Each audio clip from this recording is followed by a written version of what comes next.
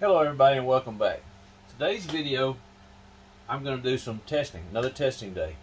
So what I'm doing is I've got the truggy Ackerman bar which has an adjustment front to rear. I'm going to be testing the difference between front and rear, changing the Ackerman. Never had that adjustment. The standard plate only has one spot, so what I'm going to do, I'm going to get this apart and I'm going to show you exactly what all's involved in using the truggy Ackerman bar setup, and I'll be right back with you.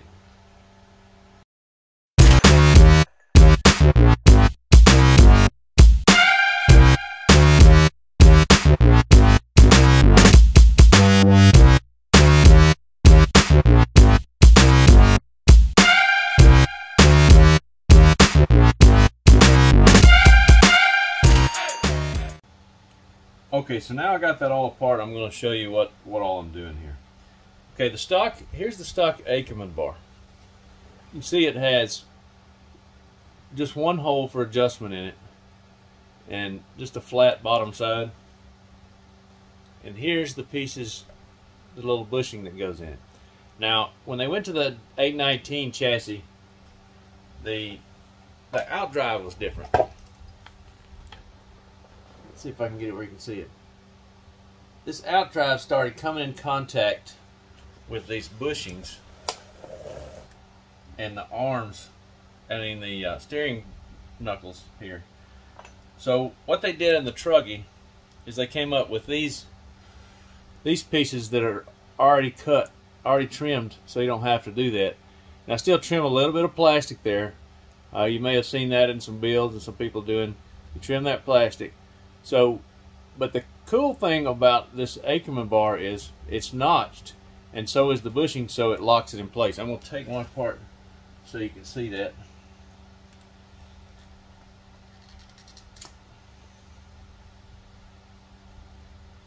Makes this process a lot simpler, makes it stay in the correct position. So put this on with Loctite, obviously.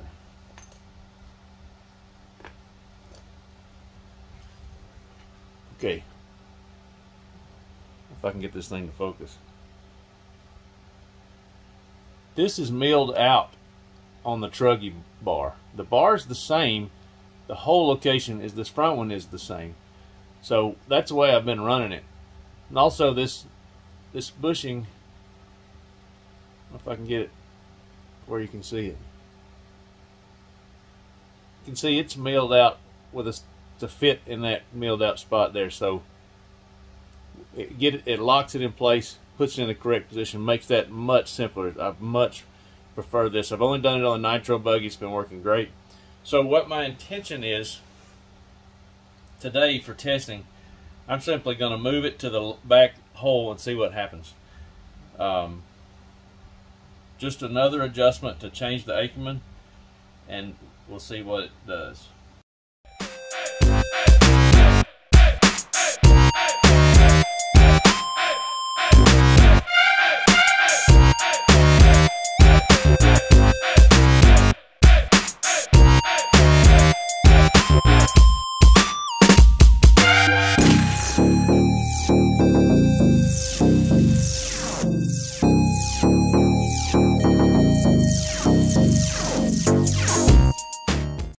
Okay, so there you have it. You understand now. You understand what the truggy cells involved. I got it all back together. What's I'm expecting? First I'm going to run the car in its standard location, just like it is, just like I always do. Same setup, and we'll get all the camber and toe and ride height and all that set up correctly. So I'm going to run it in its regular position, get some video footage of that. I'll probably use the GoPro POV view. Then I'm going to bring it back to the trailer, take it apart, move the Ackerman bar location back, so it technically moves the arms back more. Should give it more Ackerman, meaning more. The inside tire should turn more than the outside tire. This should give the car more initial turn in, a little more aggressive turning in, which the cars are already aggressive turning in. We're going to see the difference firsthand. I'm going to get it moved to the back position.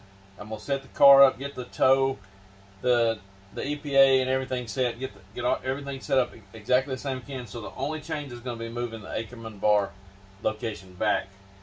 and we'll see what happens. Now I've also got, there's Ackerman locations on the arm too. I'm not going to adjust those yet, maybe not today. If I get time and have a lot of extra time today, I may do that, but it may be for a later video. But for now, we're just going to make that adjustment using the truggy Ackerman bar. So I'm going to get this thing prepped up and ready to go on the track, and we'll have some footage for you here shortly.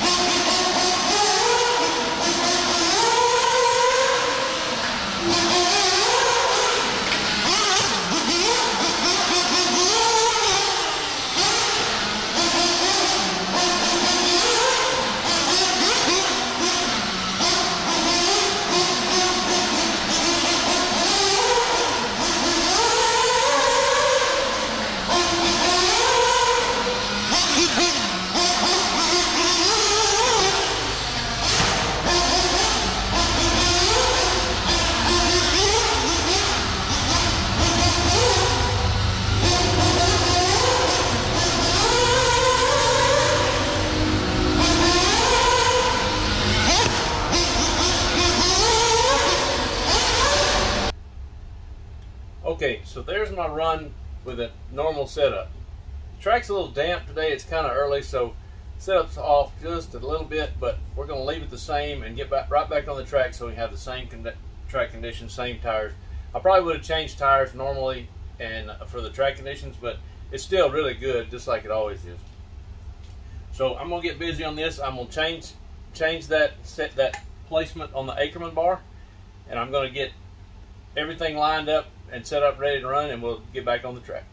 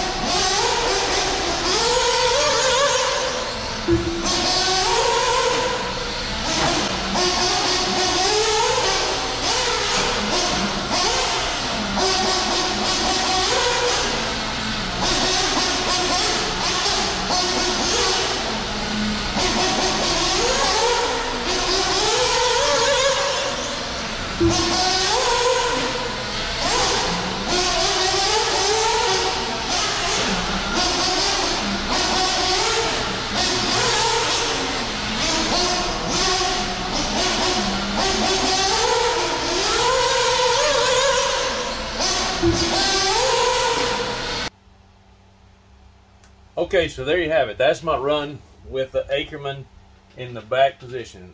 And man, I can't believe what a difference it made. It really woke the car up and was exactly what it needed. The first run, I noticed some of the tight corners, it was a little lazy. The grip was really good both times. It was a little on the damp side, so grip was kind of high. Not quite the best tire choice, but it was a little lazy in some of the turns. So this really woke it up. I am really shocked at how much better it was. It was exactly what the car needed at this time. Now, it does make it a little more aggressive, but it still kept its stability and turned much better. I actually went in the end, I actually ended up going 6/10 faster on my hot lap, because it was in the hairpins, it was closer. In the sweepers, it turned better mid-corner and entry. I'm really pleased with it. I'm going to probably leave it this way. Now, there may be, if the track loosens up, you may want to go back to the other one. It may make it too aggressive. That may be an adjustment that calms it down. So overall, I'm super impressed and really like it. I think it's a good enhancement to the setup. So this is just another tuning option. It does make the car more aggressive, so your track conditions, it may or may not be what you need. It's just something you can try.